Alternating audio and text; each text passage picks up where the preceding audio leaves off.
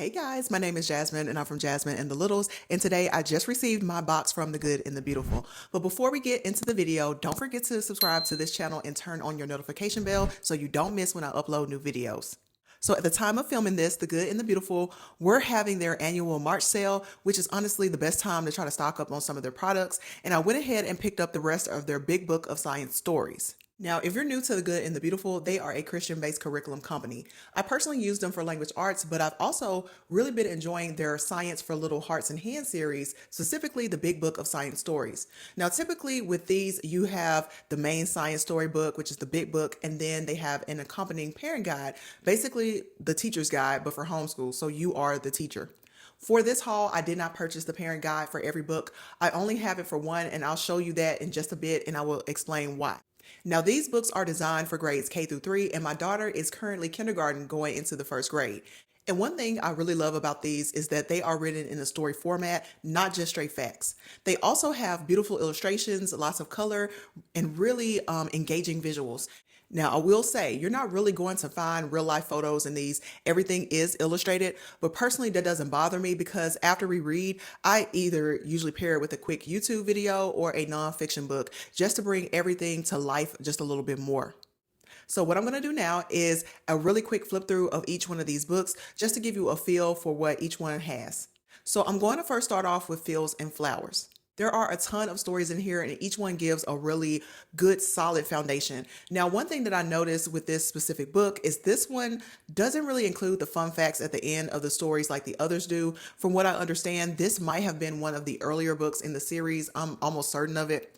But overall, there is lots of variety, some great introductory science concepts, and some really super engaging visuals. And honestly, I've learned quite a bit myself just by reading some of these books.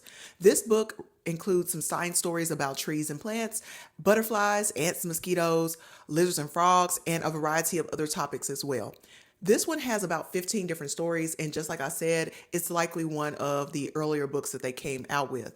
Now, moving on to Sparks and Stars. This one has about 14 stories and it covers topics like atoms, gravity, volcanoes, the earth, the solar system, and other space related concepts. Now, this is actually the one that I purchased the parent guide for. At the time, my daughter was really into the solar system, so I thought that this would be a great way to expand on that.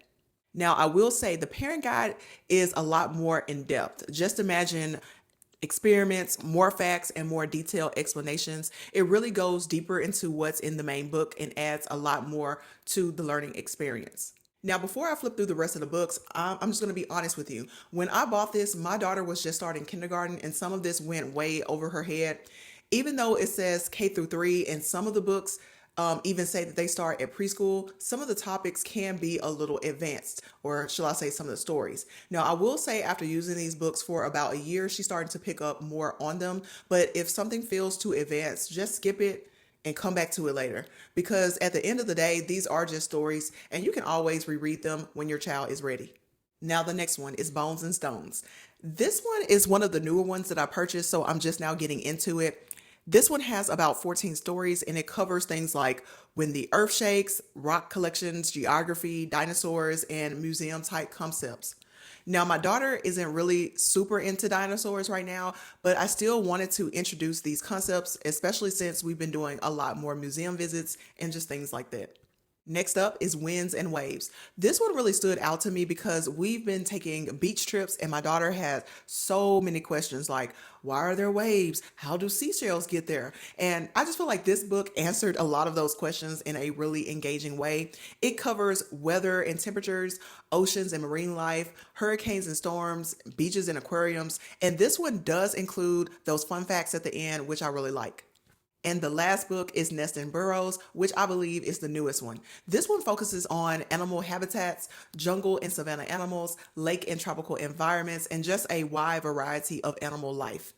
Now, this one actually says it's a gentle introduction for preschool through second grade. And honestly, I kind of feel like the first two books, which was The Fields and Flowers and The Sparks and Stars, were a little bit more advanced than the newer ones. Now, the way that we use these, we're not going through all 5 books at once. Instead, we read one story at a time, and it's usually on Fridays as an elective, or as a wild card, we'll pull them out as a bedtime story. Overall, I still recommend these. Clearly, I liked them because I went ahead and bought the rest of them.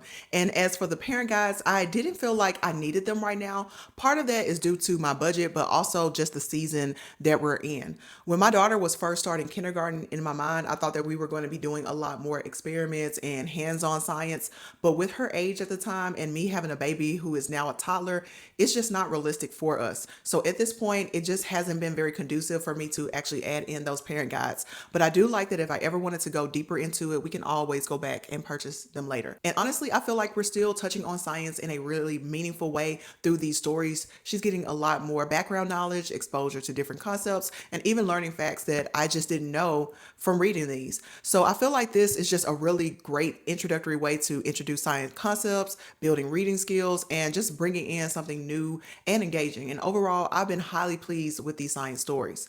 And I really think it was a great idea from The Good and the Beautiful because I haven't really seen anything else quite like this. A lot of other science options tend to be more workbook heavy or just not as engaging. And sometimes science can feel a little boring for kids, but this one really brings it into life into a different way.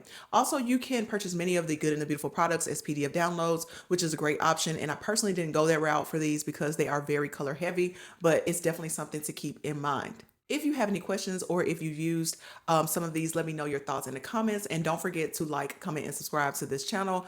I have more videos coming up soon, including my first grade curriculum picks and my preschool curriculum picks. All right, so I will see you guys in the next video. Bye.